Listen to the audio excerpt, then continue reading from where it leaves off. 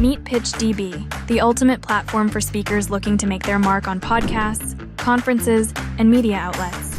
PitchDB provides access to over 3 million platforms, ensuring you find the perfect avenue for your message. With AI integrations, your bios and pitches are tailored uniquely to each opportunity, giving you the edge you need. Join now at pitchdb.com. Welcome to Your Brand Amplified, the podcast where we interview marketers, publicists, and brands to learn their stories, what makes them tick, and tips and tricks that make a difference. I am so thrilled today to have Leslie Crumley here, Structured Success. Leslie, I'm really excited to share your story and to talk about finance. That's a big, scary topic for so many entrepreneurs. Yeah, isn't that interesting that it's scary, but that's why you're in business. So there is that contrast of wanting to make money, being scared of it, but really focusing on your passion and your purpose. Yeah. So I definitely get that. And that's why I call myself really a financial Sherpa, because I learned the hard way that ROI, return on your investment, is not always the best journey, especially when you're a passionate entrepreneur. So it's kind of how I came into it, making some hard mistakes, and I teach strategies and tools and techniques so you don't have to make some of those horrible mistakes that I made on your journey. Fantastic. Well, can you go back to the beginning and talk to us about your journey into the world of finance, what interested you about money and finance, and then what was your pivot point? That's a lot of questions, but we have time. Okay. Well, you know, I think a couple major things happened to me in life. I was 13 when my father passed away. And because there was a lack of planning there, you know, it had some impact, not only emotionally, but financially.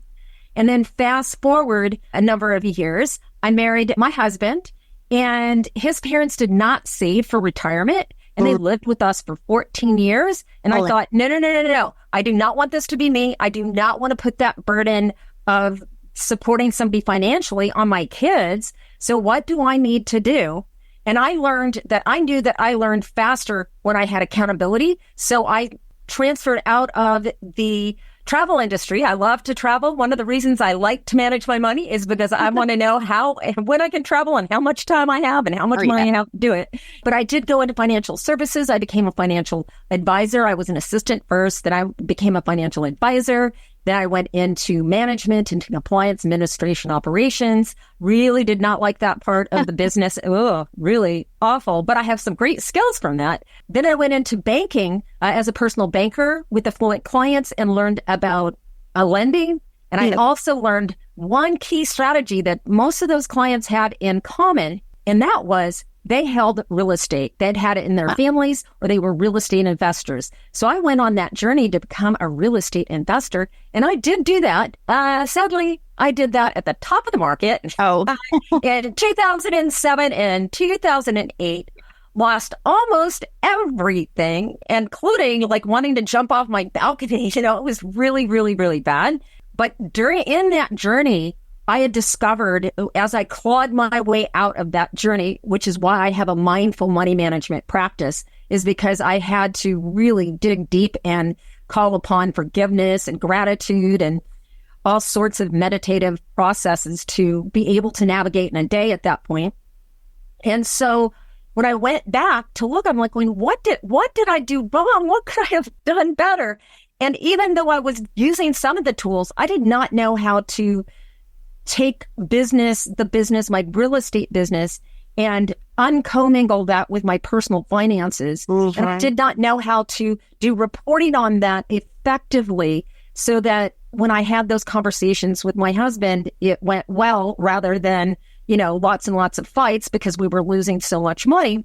And so now when I backed out of that, dug myself out, thank goodness, like I come to the table with a lot of skills and expertise, but I've simplified basic financial tools like balance sheet and P&Ls, right? We try to demystify the fear out of those tools because really they're talking tools and they're data points. So we have the boulder of guilt and shame, we kind of knock those off and we go, let's create a baseline. Where are you at? And then put systems and processes in place with checks and balances so that you know where you're at on your journey. So you don't lie to yourself like I did for 2 years. I would never have gotten in the streets that I did if I'd have the numbers and had been able to look at it from an emotional standpoint. You know, it's like the market was moving. Sometimes it's not your fault. You just get caught in a current that you can't get out of, and you have to swim to the side. You can't swim upstream in those currents. So that's kind of where I come from,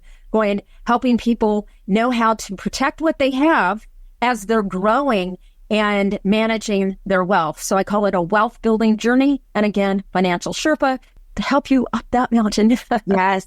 Wow. So many things that I think a lot of people are probably struggling with who are listening. Number one is saving for retirement, whether it's us, our parents.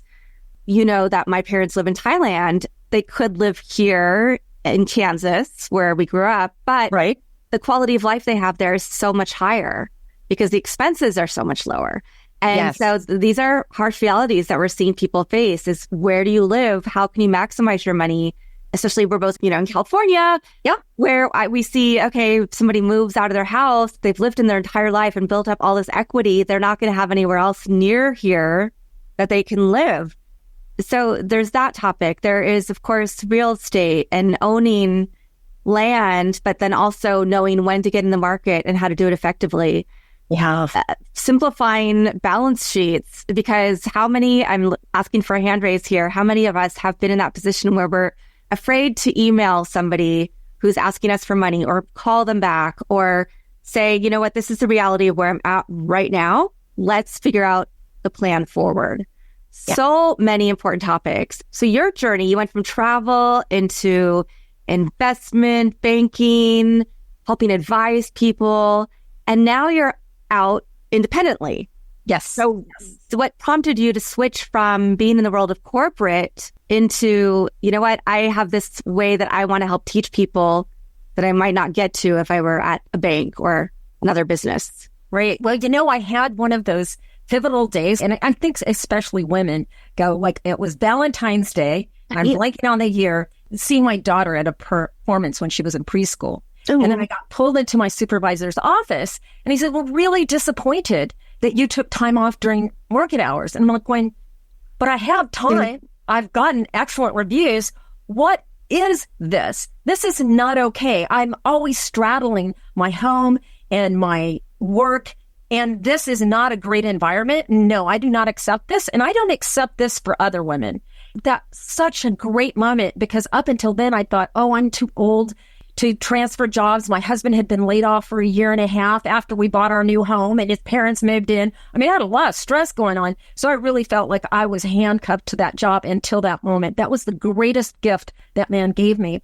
And so that was my moment of going, no, I do not accept being incarcerated for a job just to survive. I want to thrive. I want to travel. How can I do that? And every day I woke up, how can I? How can I? How can I? And that's what drives me.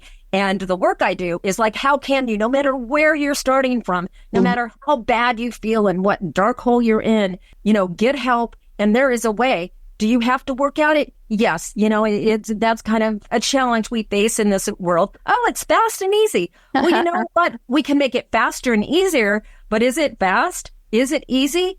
It depends on how committed you are, because it's easy. It becomes very easy to manage your time and your money if you have a higher purpose and a higher goal. It just shakes away all of the unimportant things and allows you to really focus on what matters most.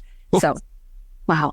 And did you quit right away? Did you start? Oh, I wanted to. I wanted to.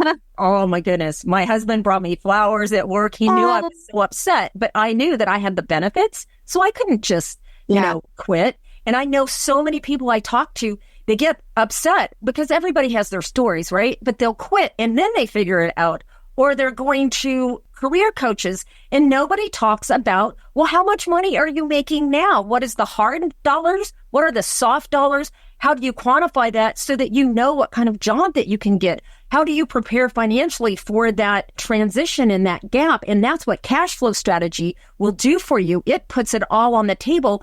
And you play the game strategically. And my friends, this is a game. Make no mistake about it. And most people don't know the rules because the rules are a little complex and they're a little scary. But if you jump in and go, okay, I'm going to learn one part of this game and then I'll get better. So if you want to quit your job, don't do it. Don't get that emotional. Step back, get some help, do a cash flow strategy, and then start figuring out what you need to do to make that next step, and not just get another job, but what are your bigger goals? How can you get a job that allows you to get the information you need to move forward? Maybe it's not your perfect job, like being a financial advisor. I did not enjoy that process because it's really a sales job when I was doing it, right? In a very male-dominated environment, I was with a company that had a class action lawsuit against women. So that can tell you a little bit about that environment.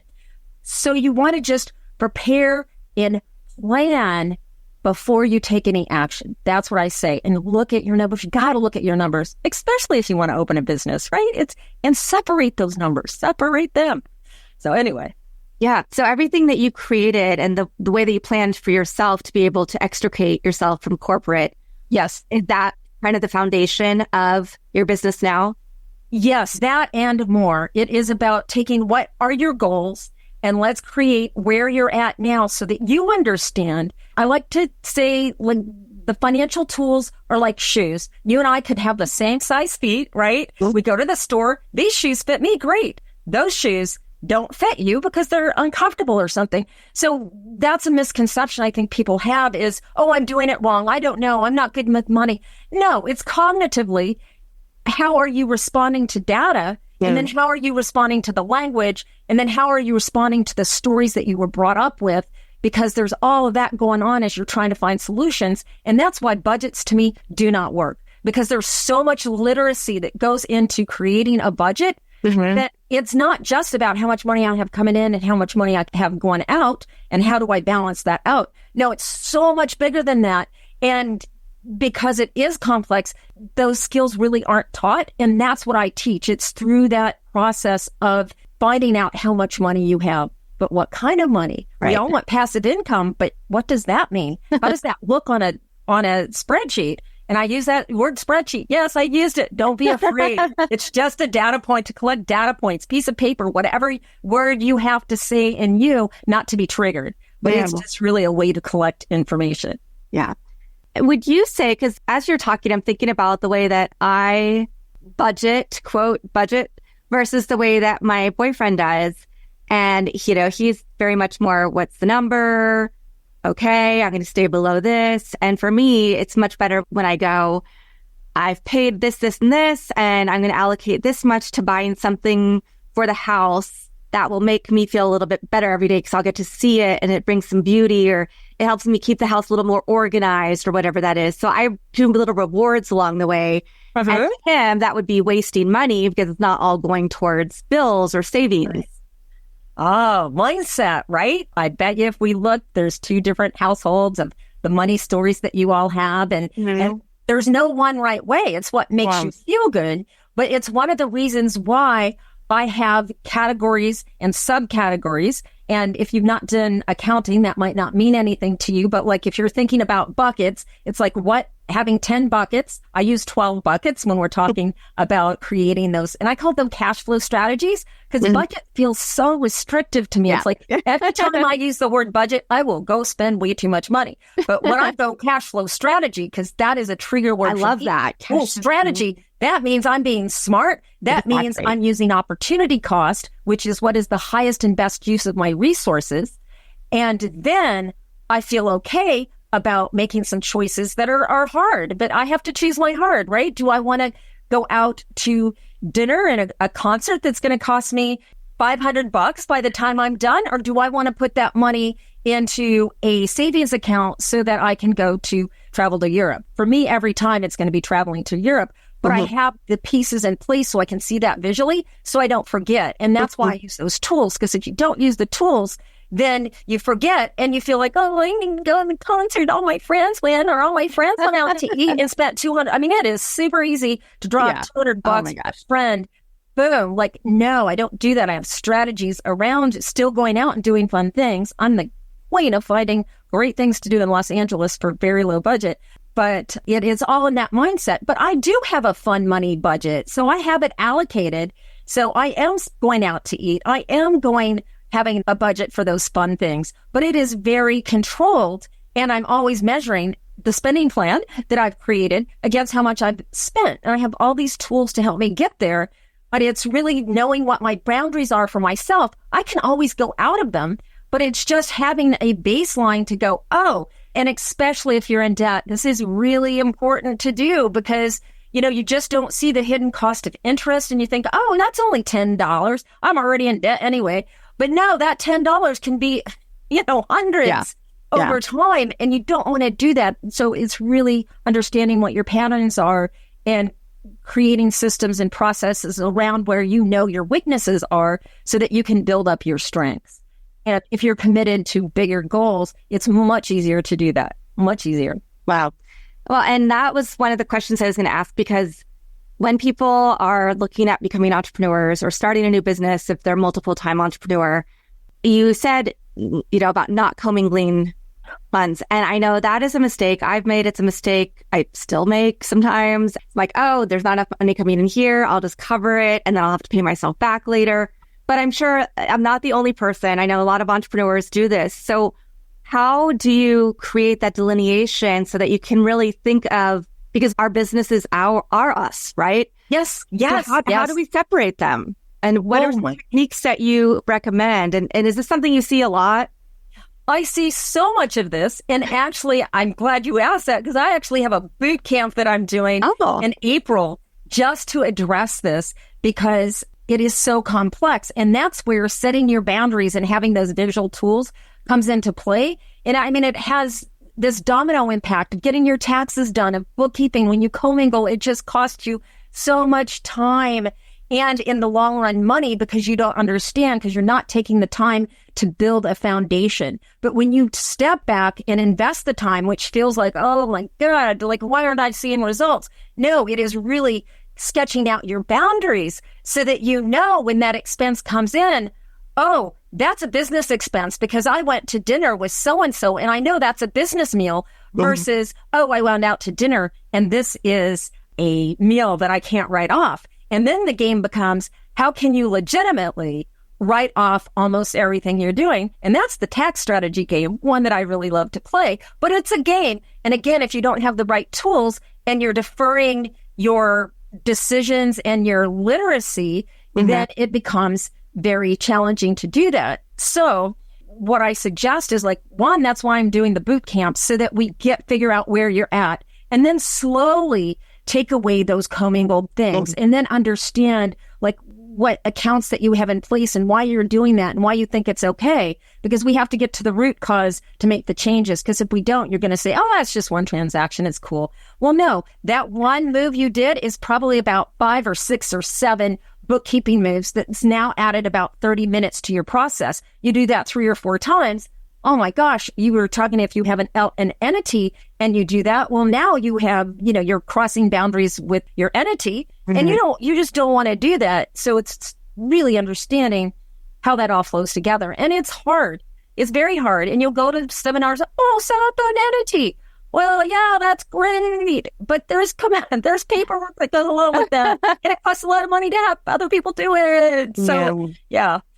Wow. You can see it. Yes, I know. All the passionate you are. Well, what are some of the other common mistakes that you see people make as they are moving into their entrepreneurship journey?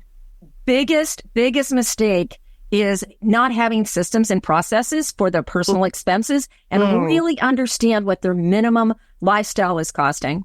And then not having a plan of investing in their business. I didn't when I started. So I'm not pointing fingers. I'm just saying I've done this myself and not knowing how low I can go. Because at some point, like I did with the real estate, I was losing so much money, but it was just going. And I had no stop loss in securities. They call it a stop loss.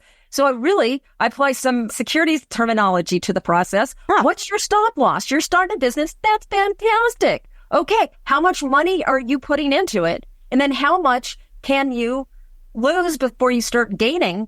And how long are you going to do that? Really be clear and be clear with your spouse, because I cannot tell you how many conversations I have had. I have to say it's mostly with women. Their husbands will come home one day and say, you know what? We've lost the business. And this has been about a year that I've been going out. Like I've seen it over and over.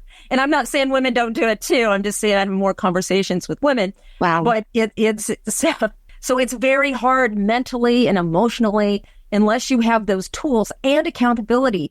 That's why, like in the work I do, when we're working at the higher level, I apply what I do with my spouse now is we have monthly meetings, we're having one later today. And that really forces you to, like, this is my measurables for this month. Did I hit them? If I didn't, good. Why not? And so you have clear transparency over the finances, and you have a process and a timeline so that you don't get behind. And so you can't say, who was I talking to? I can't even remember somebody getting a divorce found out that their spouse did not pay taxes for 2 years. No. They had no clue.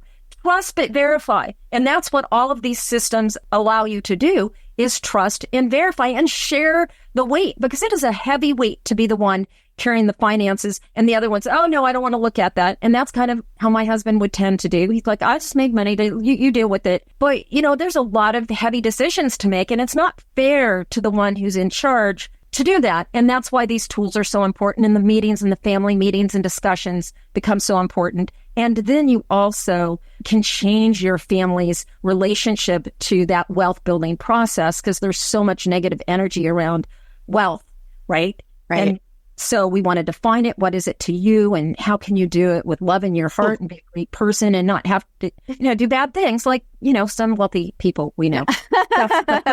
No names, but yes. No names. Well, and that's something else that you mentioned was mindset. And you have to take the financial side, but you also have to take the internal constructs. Yeah. And what do you think about money, and how does it resonate? And what blocks do you have? And yes, what money stories are you telling yourself? And so does that work start at the beginning, and then that helps you set up the systems for each person? Because as you mentioned, each person has their own constructs, their own ideas of what wealth might look like or what success might look like. Absolutely. And it's one of the reasons why I have a mindful money management practice. And the good news is for any of my students is my husband was in advertising. And he knows communication design. So all of my handouts are designed by somebody who hates this stuff. So he has simplified it and made it really pretty. Awesome. So it's easier to digest. He's always telling me the benefit. So I always want to go into the details. I know that can be hard. So the benefit of doing some of the work is that you don't know what you don't know. And that's really the first part of this boot camp that I'm offering is it allows you to reveal blind spots and discover what you don't know. Because a lot of people come to the table thinking they know more than they do. Yeah. And so they're stuck. And a lot of people come to the table thinking they know less. And then they're really inspired to do the work because they go, well, I can do this. This is like, no, this doesn't have anything to do with math. I can do this on a Google Sheet. I'm not great at math by hand either. So that's why I use Google Sheets because, Yeah. Wow. What would you say are some of the biggest aha moments that you've seen, and how has that helped not just transform people's personal finances, but also how they can move through their businesses? Some aha moments. A lot of my clients say like I'm their activity angel is one comment that I got recently, because it's just the process of having somebody there to pull you through when you get stuck or you don't want to do it and, it gets a little bit hard and you forget your vision. I'm all about putting, whatever it is you're trying to do. Like I will have pictures of the trip I want to take on my wall. So every time I don't want to do something that usually has to do, I'm sorry to say, with marketing, I put that on the wall and go, no, I want to do this. And I want to make global impact through financial literacy. I know this part's hard, but the results what I'm looking for. So yeah. I don't know if that answered the question. I got off on it. No, but I love your excitement. But I think the important thing is that, because you have people come to you for aligning personal finances, but it's usually about personal and professional. I mean, you can't, even though you don't commingle the finances, you can't have one without the other. And that's part of the work that I do is through that process, we figure out what type of streams of income you have. And a lot of people really don't understand how to, like their business, even if it's not in an entity of some sort, right, is a different stream of income. It's if you think of people, it's its own person. So what is this entity person's goal? What are we trying to get from it personally? And when you separate it as a different entity, then it becomes easier to uncommingle. But that's the hardest part for people. And then especially if they have real estate income, they don't understand, how to separate some of those accounts and only transferring money to their personal accounts after they've got all their expenses paid and the reserves and all of those, forecasting tools you need to use so that you don't lose your property during COVID, for example. If you don't have good cash flow strategies, especially a lot of property owners are cash asset rich, but cash flow poor. And so it's how do you utilize what you have to meet your needs? But you got to know what your needs are, how much does your lifestyle cost? And here is a test for your audience, right? I'm going to give you a quick test. Okay, now, and you can set a timer on your phone and just in the next 4 minutes, not right now, but after the call, 4 minutes, can you find out how much you've paid for groceries this month in 4 minutes or less? If you cannot, you probably have a system or a platform that could be working better for you. Mm. And that's a real canary in the coal mine type test. Yeah. Interesting. Luckily, I do know that number. So I'm like, yay, one thing. Well, and the next is, how are you in alignment with what you set aside annually that you can spend for that, right? Yeah. So, and then I go, oh, I don't know. Yeah.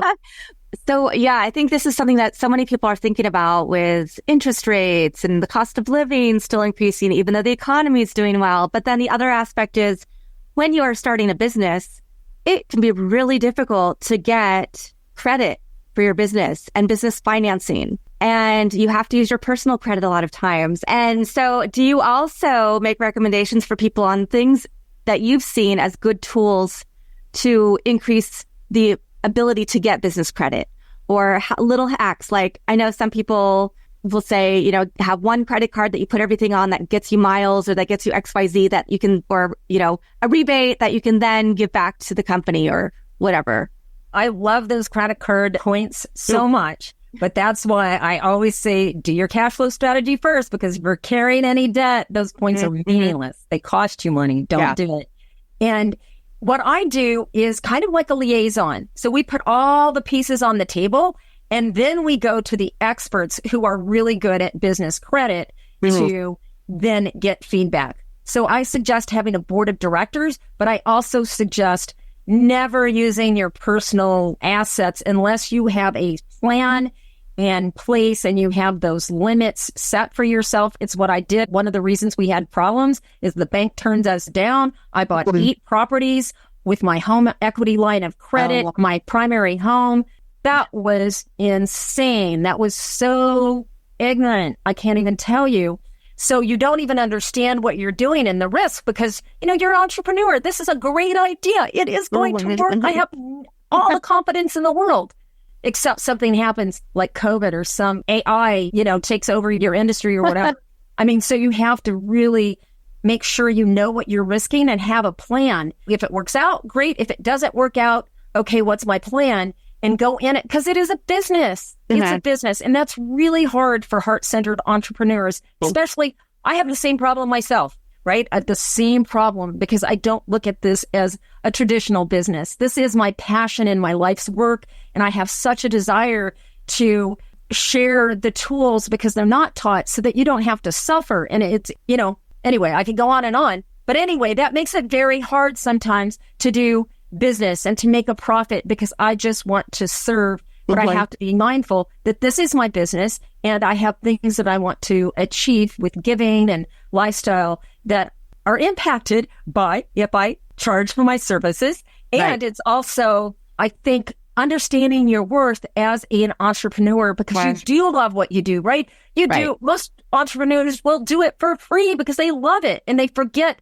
to value their services and their expertise because it's easy. I hear people say that all the time. Easy for you, but not for me. Like marketing, are you kidding me? No, it hurts my head. I want to stab myself with a fork. So that's why I would come to somebody like you who's an expert in that. How much time, money, and just stress are you going to save me by coming to you as opposed to trying to figure it out all on my own? Is it there? Yes.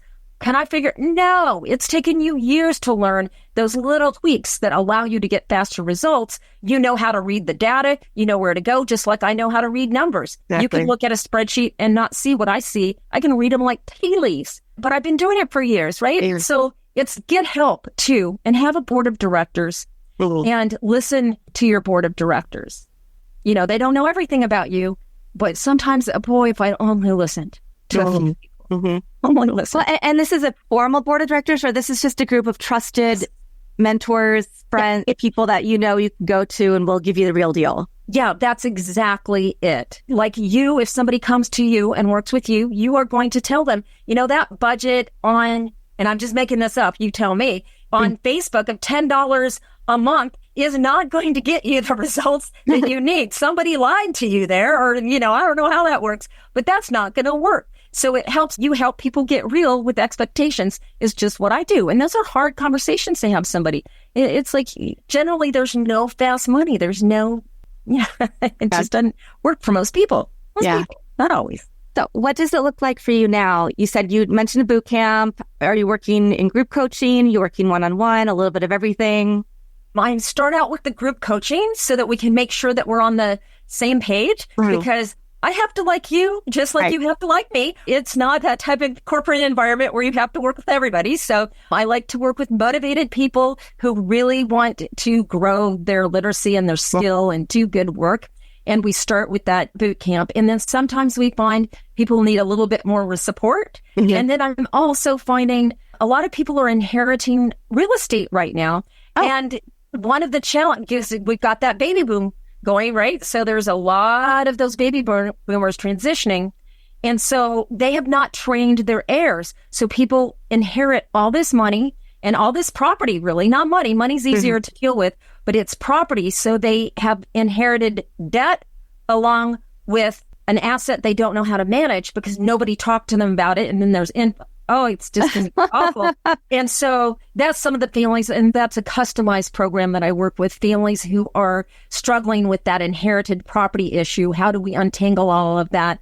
And then if you are somebody who has that property and will be passing it along, please come to me now. We can get it all straightened out so you have a succession plan. So it's simple and easy. So that's kind of what I'm working on. But I did want to mention that on the first Friday of each month, and this is done purposefully to get you in the process of looking at your numbers and your finances after the first of the month. So it's the first Friday of the month, and it's free for the first 2 hours by invitation only. But if you're listening to this, you are invited. And it is a place to come and work on your finances and community. It's almost like homeroom for your finances. We're not doing a lot of teaching or training. Sometimes I do. Most of the time I don't. It's just come in and get whatever difficult thing you're working on done. And then maybe you can ask a question. Well, how could I do this faster, easier? I can answer that for you. So you get familiar, but have a safe place to come and do that work and know that you are not alone. Wow. All of this craziness. Yes, that is very generous. And it is a great way for people to get to know you, get to know how you work, and also be able to get some of their workflows put into place a little bit better. Yes. And so is that on your website under your events? No, it is not. It is a hidden link. It is a hidden link. So maybe you'll have it on your page. Yes, we'll have that in the show notes. Absolutely. Okay, Yeah.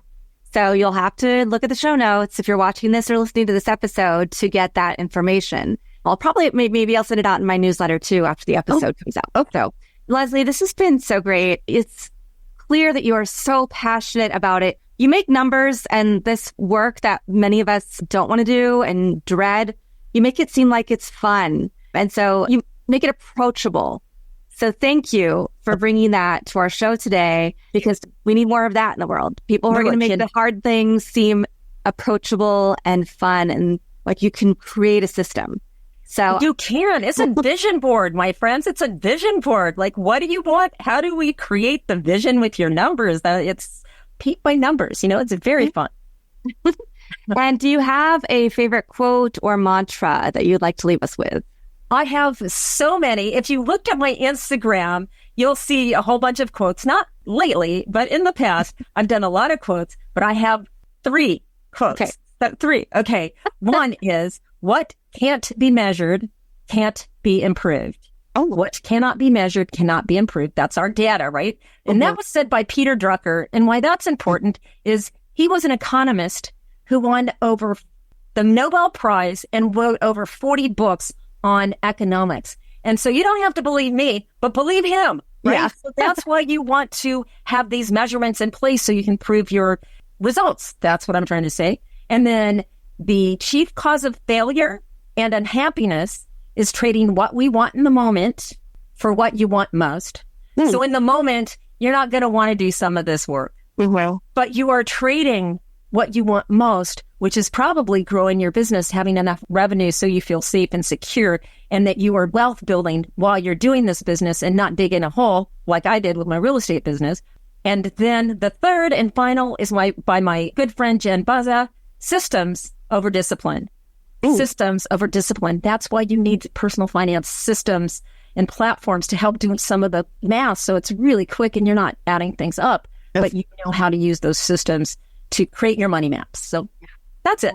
Wonderful. I love that. I love the idea of creating systems instead of discipline. For the way my brain works, that definitely resonates strongly. So Leslie, thank you again for so much great information.